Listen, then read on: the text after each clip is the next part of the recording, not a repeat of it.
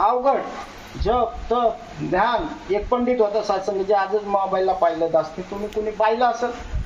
पंडित होता, चांगला विद्वान पंडित होता. ज्या गावामध्ये राहत होता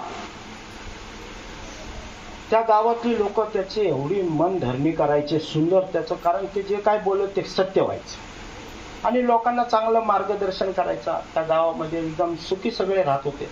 पण व्हायच्या सत्संगाची त्या पंडितने एक दिवशी विचार केला, ह्या गावातल्या लोकांना सुखी कवर करायचं, जरा काय झालं की माझ्याकडे येतात, काही वाहू द्या. जसं तंटामुक्त गाव असतं, काय झालं की चालले तंटामुक्त. तसं ते पंडित एक दिवशी वैतागलं, म्हणलं आता आयुष्यभर हेच करू काय, त्यांची भांडणं सोडवत बसू. मग त्या पंडितच्या लक्षात आलं, म्हणलं मीच कुठंतरी निघून जातो. पंडित रोज रोज वैतागतं की माणूस, आपण आपल्यावरूनच घ्यायचं असं. काही काही तर असे भेटत असेल, काहीला जे हे ज्ञान दिलंय खरंय, पण आता ही भक्ती कशी करायची असं बी विचारतात लोक. काही काय काय मनात येईल तसं, समज नसते. माताजी दया करा, कृपा करा. तो पंडित सत्संगाची गेला हिमालयात. अशा जागी जाऊन बसला, गावातल्यांना कोणालाच पत्ता नाही दिला कुठे गेला आणि काय. आता महिना झाला, 2 महिने झाले, हे सगळे शोधायला लागले. आता शोधायला लागले म्हणल्यावर निराकारातून जाणार कुठं, पंडित असो नाही तर विद्वान असो, कुठं जाणार नाही. आणि एक दिवस सत्संगाची खबर लागली, गावातल्या एका माणसाला कळालं, आणि हे पंडित तर इकडे येऊन बसलाय. मग त्यांनी सत्संगाची अख्ख्या गावाला खबर दिली. परत तिकडं त्या हिमालयामध्ये लाईन लागली गावात त्यांची. आता त्यांनी पाहिलं, अरे अहो पंडितजी तुम्ही का आले इकडं. काय करू म्हणला, मला आता तुमचा कंटाळा आला, एकांत राहूशी वाटते. ते म्हणतंय समजून. तर म्हणलं ठीक आहे, काय असेल आमचं एकदाचा प्रश्न मिटवा, आम्ही बी परत येणार नाही. नाही म्हणलं येऊच नका, बरं तुमच्याच मुखातून आलं, तुम्ही काही येऊ नका, काय असेल ते आज विचारा सगळे. आता त्यांनी सत्संगाची एवढी गर्दी केली गावातल्या लोकांनी. तिथं जाऊन हिमालयात एक एक जण एक एक प्रश्न विचारायला लागला पंडितला. आता ते पंडितचं डोकं खराब झालं, काय करू म्हणलं, कसला कालवा, एकाचं ऐकू का दुसऱ्याचं ऐकू. दुसरा बोलतोय तू तिसरा बोलायला, तिसऱ्याचं नाही होत तूच चौथा. ते पंडित म्हणला, बाबा तुम्ही थांबा, असं करा, चिठ्ठ्या लिहा, हे बंद करा, तोंड बंद करा, चिठ्ठी लिहून द्या, आपापला काय प्रॉब्लेम आहे, काय अडचणी, चिठ्ठी लिहून द्या. आणि मग सत्संगाची त्यांनी चिठ्ठ्या लिहायचं सुरुवात केलं त्या गावातल्या लोकांनी. आता चिठ्ठी लिहून दिल्याच्या नंतर त्या चिठ्ठ्या सत्संगाची एक डालगं ठेवलं, त्या डालग्यात टाक म्हणलं. ते पंडित म्हणलं याच्यात टाका तुमची चिठ्ठी. असं जशी चिठ्ठी टाकली, आता कुणाची कोणची चिठ्ठी कुणाला माहिती, काय नाही माहिती. म्हणलं लाईन लावायची. लाईन लावली आणि जशी लाईन लागली, जसा ज्याचा नंबर येईल त्याला म्हणायचं जा चिठ्ठी घे, एक चिठ्ठी घे त्यातली आणि लगेच वाचून दाखव यांना सगळ्याला काय तुझा प्रॉब्लेम आहे. आता त्या चिठ्ठी घ्यायचा, वाचायला लागायची. अरे म्हणलं मी तर दुसरं लिहिलंय, मी तो केवढा मोठा प्रॉब्लेम लिहिलाय. हा काय झालं सांग ना. नाही म्हणलं मी परत ठेवतो चिठ्ठी, हे माझा प्रॉब्लेम नाही. नाही बरं ठेव, दुसऱ्या डायग्यात ठेव. दुसऱ्या डायग्यात ठेवली मोकळी चिठ्ठी. दुसऱ्याला बोलवलं, तो मी बघितलं, अरे चिठ्ठी मी दुसरंच लिहिते, दुसऱ्याची चिठ्ठी आली मला. म्हणजे सत्संगाची त्याला कळायला लागलं गावातल्या लोकांना, अरे माझं काहीच नाही, छोटी अडचण आहे, ही मोठी अडचण किती लोकांची. दुनिया में कितना गम है, मेरा गम कितना कम है. लोगों का गम देखा तो मैं अपना गम भूल गया. किती सोपं आहे सत्संगाची. संतांनी एकदम साधं सोपं करून टाकले. सर्वश्रेष्ठ ये निरंकार है, हरदम ये एहसास रहे, इसका ही आधार है लेना, इस पर ही विश्वास, याचा विश्वास पाहिजे. यहाँ वहाँ ये ध्यान ना भटके, इस पर ही बस टिका रहे. कहे हरदेव ज्ञान गुरु का, सदा हृदय में बसा रहे. हे सदासाठी सांगितले. काही हो, किती अडचणी. आता हे निरंकार सर्वात श्रेष्ठ आहे. गुरु सांगतोय, गुरुच्या मुखातून वाणी आली, आमचा नाही. गुरु सांगतोय सर्वात श्रेष्ठ कोण आहे, निरंकार. मग आता अडचण भारी का त्याच्या पुढं. काही येऊ द्या संकट, बरं संकट आलं तर ते जाणारच आहे की का थांबणार आहे? यायचं म्हणलं येणारच. किती दार खिडक्या आवळून धरा, काय नाही, थांबणार नाही.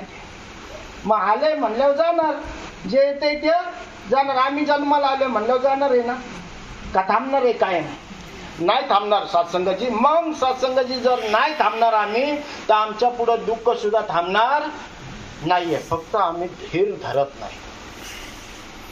हे देवा माझ्यात नशिबाला का असं नाही. सत्संगाची तर कृपा करा, दया करा. जे काय गुरुचं वचन येईल, दास शिकवाय नाही तुम्हाला सत्संग. तुमच्यासारखा 20-25 वर्ष जसा सत्संगला जोडले, अजून तुमच्यासारखंच बसवलं तर माताजीने आता इकडे आणून ठेवलंय. मग आपल्या हातात आहे का काय? जेव्हा गुरुची मर्जी होईल. कारण बोलावणारा गुरुच आहे सगळं. साळुंकी मंजुळ बोलत असे वाणी, आणि बोलविता धनी वेगळा. आपण काय बोलणार सत्संगात? काही नाही. आता महात्मा लोक बोलतात, कैलाजीने आम्हाला बोलवलं आणि पाटोळे महाराजांच्या कृपेने आलो. कशाची कृपा आमची? दासचं काम आहे सांगायचं, चला बाबा आता गुरुची इच्छा, कोणाला आणायचंय, कोणाला ठेवायचंय, कोणाला बसवायचंय, हे गुरुच्या कृपेने होते. तर पुढं काय लिहिलं? जे अंतिम टप्पा पाहून जळता दीप ज्या परी, मार्ग मिळे तसे पथिकाला, जरी मिळे अवतार सद्गुरु, क्षणामध्ये दावी प्रभूला. सत्संगजी मोठ्या प्रेमाने बोला. खरोखर सत्संगजी एक क्षणामध्ये सत्संगजी आम्हाला परमात्मा दाखवला गेला.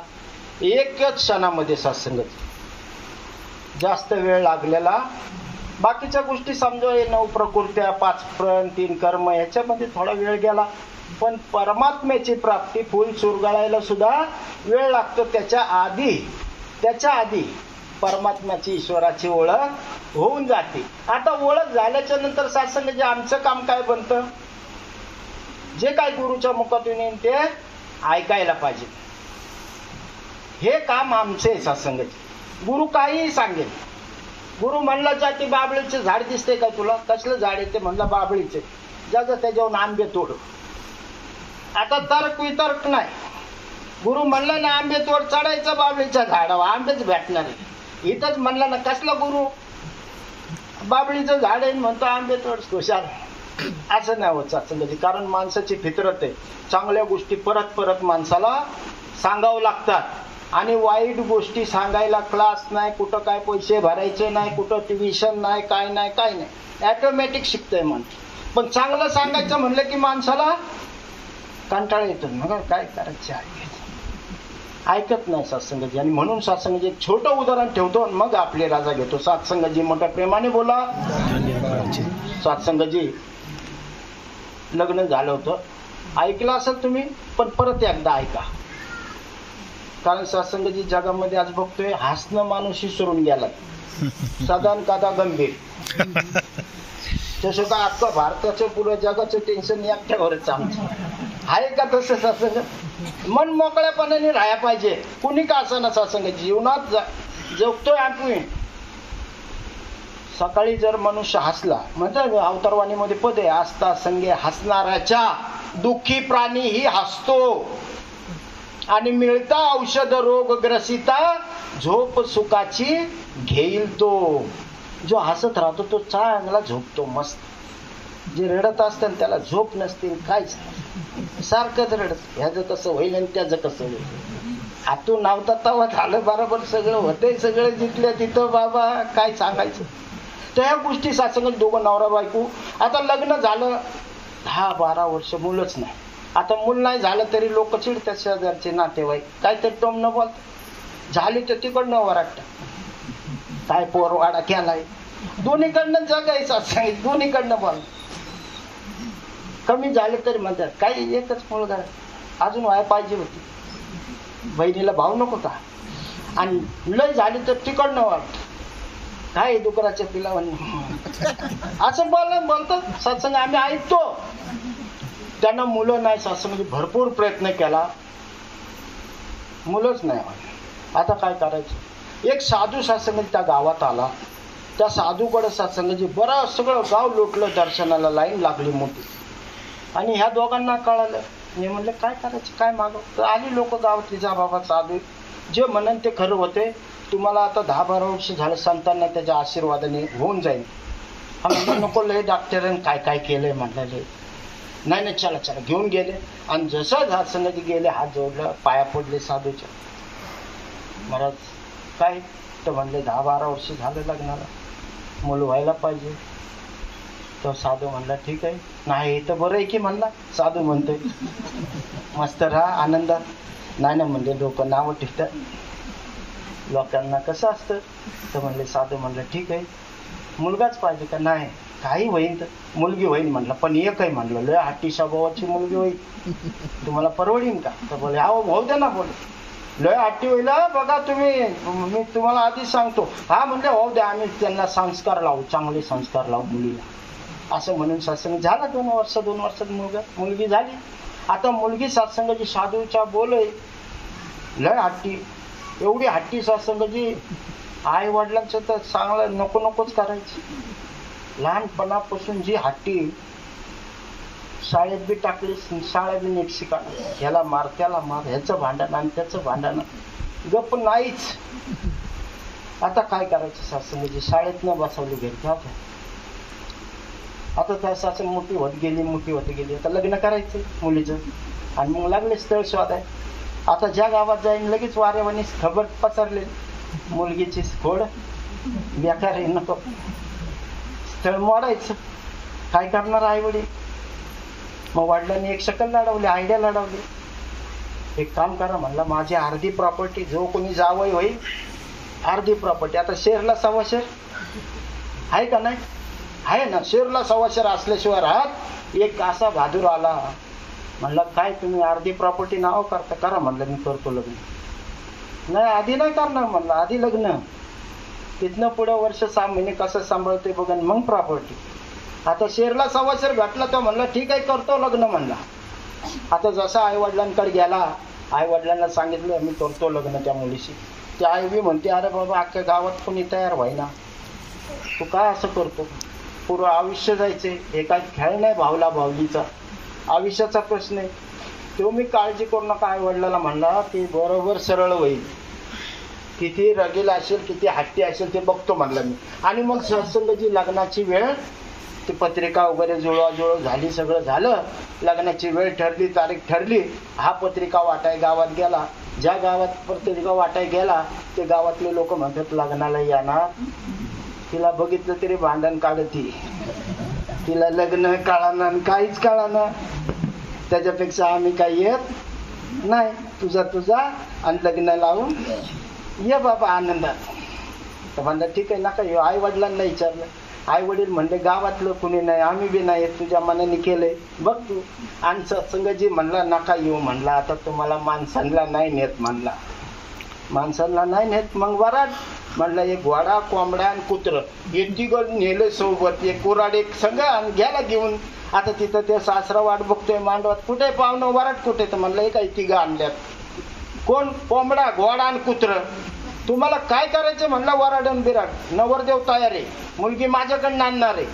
मग वराड पाहिजे तर हे 3 माझे मित्र घेऊन आलोय. मला माणसांवर विश्वास, माणसं यायलाच तयार नाही. मग सत्संगाची लग्न विग्न लावलं. सासरा म्हणला मला लय वैताग दिलाय मुलीनी, घ्या लुटून आपलं हा मोकळं. आणि संत जाणून जसं लग्न झालं, प्रसादी वगैरे झाली. आता ह्यानी सत्संगाची मुलगी निघताना रडती का नाही आई वडिलांपासून, हे रडत नव्हती. आई वडिलांना तोपर्यंत अजून नाकात दम आणला होता. हेच नाही घेतलं, तेच नाही ना, असंच नाही झालं, तसंच नाही झालं, हे भांडण. ती आई बी म्हणायला लागली जा बाई कशी. आणि जसं निघली बायकोला म्हणतो बस घोड्यावर. ती म्हणते मी घोड्यावर आणि तू. मी म्हणला मी चालत चालणार, पायी चालणार. बरं म्हणले. आणि जसं तिला घोड्यावर बसली म्हणली बरं आहे मला घोड्यावर बसवते नवरा. घोड्यावर बसली. आता या भाद्राकडे ते कोंबड्याला सोबत कोंबडा आणि एक कुत्र त्याला बांधलेलं गळ्याला आणि चालला रस्त्याने. आता जसं घोड्यावरती निघली बायको, आता म्हणतो कोंबड्याकडे बघतोय. आता गावातले दुसरे कोंबडे आरवतात बघा, आरवतात बाग देतात. ते कोंबडा दिला बाग की हे बी दुसरं कोंबडा बाग द्यायचं ह्याच्याकडचं. आता ह्याने काय केलं, बघायला लागला, बायकोकडे बी बघायला लागला. त्याला पहिलं कोंबड्याला घेतलं जवळ, म्हणला ओरडू नको, म्हणला दुसरे कोंबडे कितीही बाग देऊ दे, तू काय देऊ नको, आरवायचं नाही. आता कोंबड्याला बुद्धी आहे का? बुद्धी नाही कोंबड्याला. कोंबड्याला दोनदा सांगितलं, तिसऱ्यांदा म्हणलं याची काय दिवस भरल्यात वाटतं कोंबड्याचं. पटक्याने ती कुऱ्हाड काढली, कोंबड्याला बायको पुढंच मारला, खालच केलं तर मुंडकच उडवलं. आता बायको लागली बघायला, काय केलं म्हणली. तर म्हणलं काय करू, पशु पक्षी त्याला बुद्धी, त्याला दोनदा सांगतो म्हणलं. आणि माणसाला म्हणलं एकदाच. ती बायको घाबरायला लागली, कोंबडा मारला यांनी, कोंबडा मारला. आता सत्संगाची जसा म्हणला पुढं चल, निघला पुढं. आता कुत्रा, दुसऱ्या गावातले कुत्रं भुकणार त्याला बघून, नवीन कुत्र्याला लागलं भुकाई. हे भुंकाय लागलं, त्याला वगळला. म्हटलं दुसरे कुत्रे किती भुंकू दे, तू काय भुंकू. कुत्रा ऐकणार आहे का? नाही ऐकणार. सत्संगाची जसा भुंकाय दोनदा सांगितलं, म्हणला आता ह्याची बी वेळ झाली. कुत्र्याला सुद्धा संपवलं. हे उदाहरण आहे सत्संगाची, लक्षात घ्या. माणसाची फितरत आहे, चांगल्या गोष्टी माणसाला परत परत सांगावं लागतात. आणि मग कुत्र्याला संपवलं की बायको घाबरायला लागली, लटलट कापायला लागली. अहो कुत्रा मारला तुम्ही, कोंबडा मारला, काय करू म्हणतो. माणसाला म्हणला एकदा सांगतो, जनावरांना दोनदा सांगतो म्हणला. अजून घाबरायला लागली बायको. आता ते कुत्रा मारलं, कोंबडा मारला, घोड्याला घेऊन दुसऱ्याच्या घासातून शेतातून चाललाय. घोडा तोंड घालणार, दुसऱ्याच्या शेतात तोंड घालायला लागला.